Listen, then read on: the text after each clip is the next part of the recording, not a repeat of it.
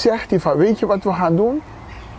Wij moeten zorgen dat wij de mensen uit het binnenland, de nazaten van de tot slaafgemaakte, maar ook de mensen in de stad van Afrikaanse komaf, de zogenaamde fotomang, zei hij, we moeten gaan bundelen. Ik zit hierachter. Jij zit hierachter. Koelie. Jullie willen met jullie complottheorieën mijn reputatie kapot maken. Jullie willen mij vernietigen, jullie zwartjoekels. Reputatie vernietigen, waar hebben we het over? Wij zijn allemaal zwart. Jij vuile kafriepander.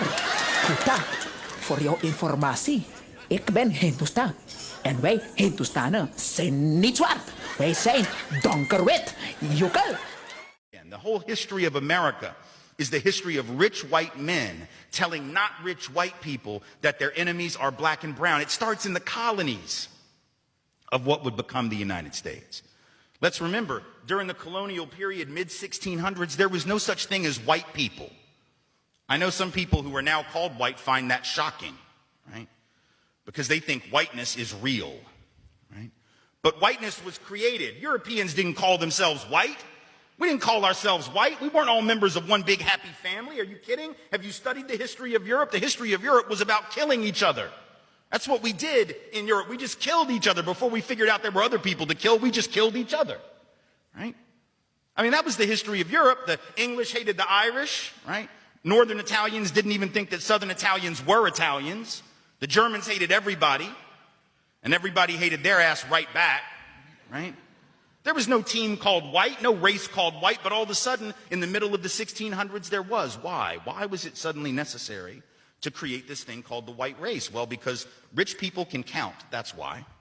And so rich folks looked around, the ones that owned all the land, you know, in the colonies, the colonial elite, looked around and they realized something, that they were heavily outnumbered by African enslaved folks, by European indentured servants, who were just one level above a slave, or other Europeans who weren't technically indentured servants, but they were still peasants, didn't have any money, didn't have any land, and they could do the math. They added it up, and they were like, damn, we got to figure out a way to split these folks apart from one another, or they're going to rise up and take our stuff, right?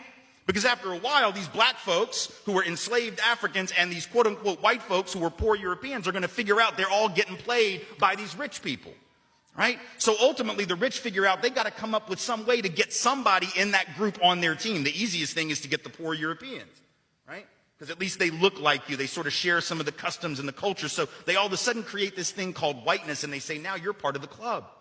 Now we're going to let you testify in court, enter into contracts, vote, at least if you're a man, own a little bit of land, at least if you're a man, right? And we're going to get rid of indentured servitude. No more of that, because you're too good for that.